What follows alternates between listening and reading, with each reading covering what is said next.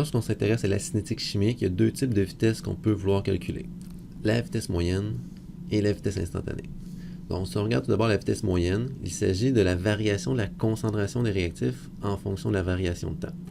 Donc, si on porte en graphique la concentration en fonction du temps, on s'aperçoit que si on fait delta concentration sur delta t, c'est l'équivalent de faire delta y sur delta x, qui correspond à une pente d'une droite.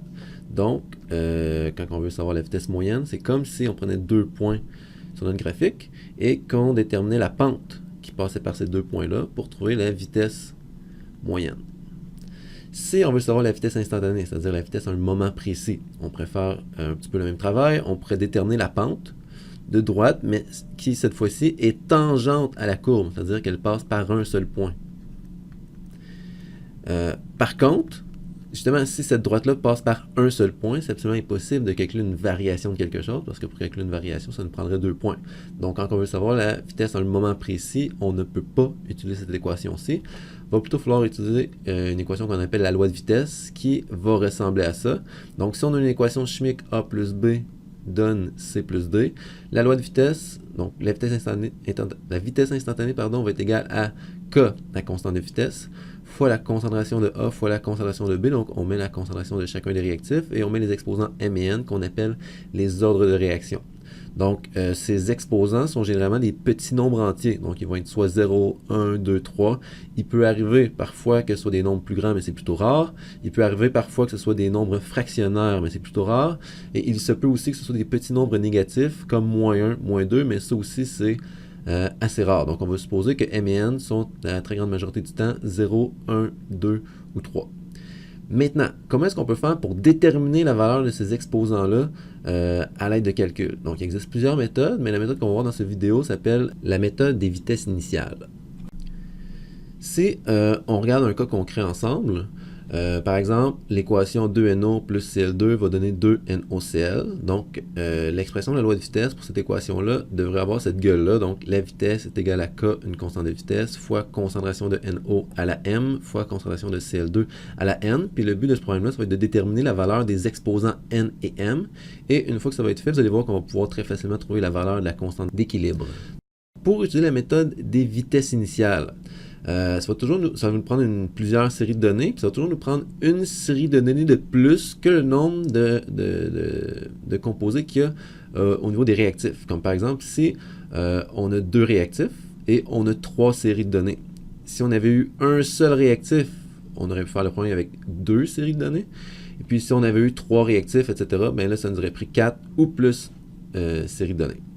Donc, quand on utilise la méthode des vitesses initiales, qu'est-ce qu'on fait? C'est on prépare des solutions ayant des concentrations connues et on mesure la vitesse initiale. Donc, pourquoi la vitesse initiale? Parce que c'est beaucoup plus facile de connaître la concentration au début d'une réaction chimique parce que, comme on le sait, dès qu'une réaction débute, les concentrations vont varier, puis des fois, ça peut être difficile de mesurer la concentration une fois que la réaction est lancée. Par contre, au tout départ, normalement, c'est nous qui avons fabriqué les solutions, donc on sait les concentrations exactes, et si on est capable de mesurer la vitesse à ce moment-là, on peut savoir la vitesse pour différentes concentrations.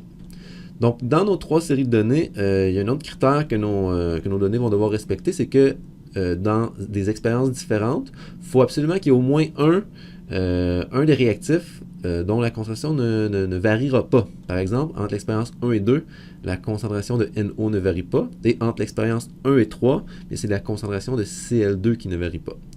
Donc, pour commencer, qu'est-ce qu'on va faire? On va écrire cette expression-là en substituant les valeurs qu'on retrouve pour l'expérience 1 ici. Puis on va faire la même chose pour l'expérience 2. Donc, pour l'expérience 1, la vitesse qui est écrite ici, c'est 2,27 fois 10 à la moins 5. Donc, on écrit ça ici. Ensuite de ça, K, qui est la constante d'équilibre, on ne la connaît pas, donc on laisse K là. La concentration de NO, 0,0125 mol par litre, on écrit ça ici, exposant M, fois la concentration de Cl2, qui est 0,0255, exposant N. On fait la même chose pour l'expérience 2, donc on remplace les valeurs par celles qu'on retrouve dans nos données fournies dans le problème. Puis ensuite de ça, qu'est-ce qu'on fait? Bien, on prend l'équation du haut et on la divise par l'équation du bas. Donc, qu'est-ce que ça va donner? Donc, ce terme-là, divisé par ce terme-là, premièrement, on voit que ici, les unités vont pouvoir s'annuler. Et ça, divisé par ça va donner 0,5. Ensuite de ça, K divisé par k, ça s'annule. 0,125 à la m divisé par 0,125 à la m, ça va s'annuler. Donc, tout ça va s'annuler. Puis, de cette façon-là, on fait disparaître l'exposant m, qui est une variable dont on ne connaissait pas la valeur. Donc, je pense qu'avec ça, vous comprenez pourquoi c'est important que dans nos séries de données, on ait des concentrations qui ne varient pas pour au moins un des réactifs. De cette façon-là, on peut faire disparaître un des exposants, ce que nous n'aurions pas pu faire si les concentrations n'avaient pas été les mêmes en haut et en bas ici. Puis finalement, il reste ce terme-là. Donc, si on simplifie puis on sort le n de cette division-là, on va obtenir une équation qui va ressembler à ça. Donc, j'ai juste transposé le 0,0255 et le 0,0510 ici. Et si on effectue cette division-là, on va obtenir une équation qui ressemble à ça. Donc, 0,5 est égal à 0,5 exposant n. Puis, avec un logarithme, on pourrait résoudre cette équation-là facilement. Mais comme on l'a dit au départ, les exposants, soit les ordres de réaction, sont généralement égales à 0, 1, 2, 3. Donc, on peut y aller par essai-erreur. Donc, si je mets un 0 ici, est-ce que ça fonctionne avec cette équation-là? Non. Par contre, si je mets un exposant 1 ici, évidemment, ça va donner 0,5 est égal à 0,5. Ce qui veut dire que la valeur de n ici, c'est 1. Donc, pour qu'on s'en rappelle, ici, le n, je vais venir l'encercler.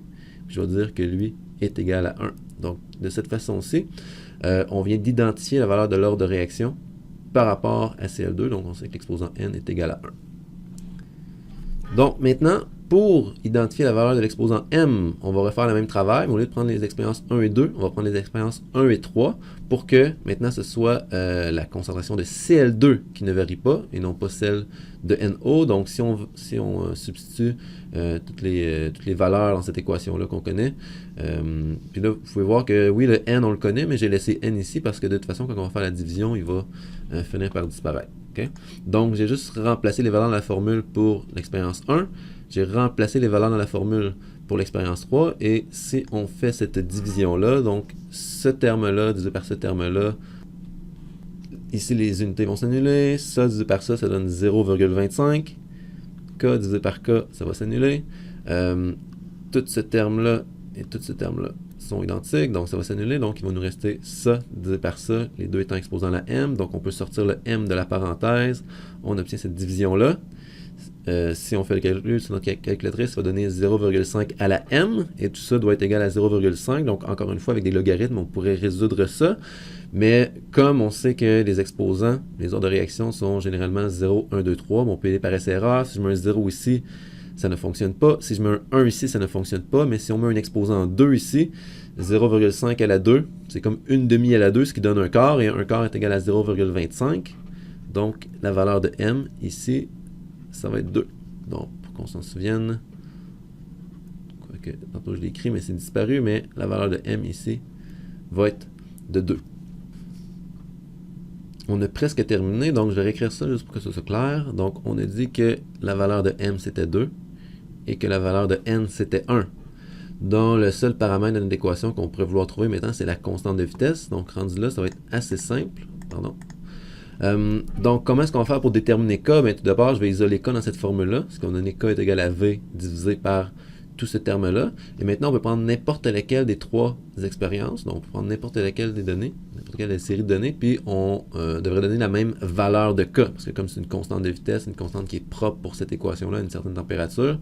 Donc, on va prendre l'expérience 1, donc on va mettre la vitesse de l'expérience 1, on va diviser par les concentrations de NO et de Cl2, en n'oubliant pas les ordres de réaction qui sont exposant 2 et exposant 1. Et puis, si on fait ce calcul-là sur notre calculatrice, ça va donner 5,70. Et les unités, c'est des litres carrés par mol carré seconde. Juste pour que ce soit clair, pourquoi c'est ces unités-là qu'on obtient. Si on regarde l'équation ici, les mols par litre, puis là, quand je dis mol par litre, les secondes, je vais les garder ici, vont pouvoir s'annuler avec les mols par litre qui sont là. Donc, ça va simplifier. Donc, il va nous rester des sursecondes au numérateur, et au dénominateur, il va nous rester des mols par litre au carré. Donc, je réécris ça ici.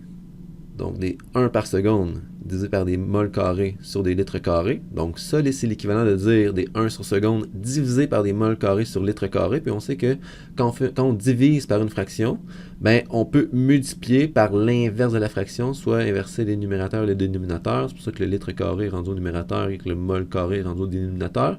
Puis, si on fait cette multiplication-là, on obtient litre carré sur mol carré fois seconde. Donc, c'est pour ça ici que notre unité, c'est des litres carrés sur des moles carrés sur seconde. Et puis ça, ça va toujours être les unités de la constante de vitesse. Donc, on va avoir une réaction d'ordre global de 3. Okay? Puis on se souvient que l'ordre global, c'est la somme des ordres par rapport à chacun des réactifs. Donc, si le NO est d'ordre 2, si la réaction par rapport à Cl2 est d'ordre 1, donc l'ordre global, c'est 3. Et à chaque fois que la réaction est d'ordre global 3, les unités de la constante de vitesse vont être égales à litres carrés sur mol carré sur seconde, mais on n'est pas obligé d'apprendre ça par cœur, parce que si on fait juste le traitement de nos unités ici, algébriquement parlant, ben, on peut venir trouver nos unités. En conclusion, on a pu déterminer à l'aide des données issues des vitesses initiales de réaction que la loi de vitesse est égale à 5,70 litres carrés sur mol carré sur seconde, fois concentration de NO exposant 2, donc ordre 2, fois Cl2 exposant 1, donc ordre 1.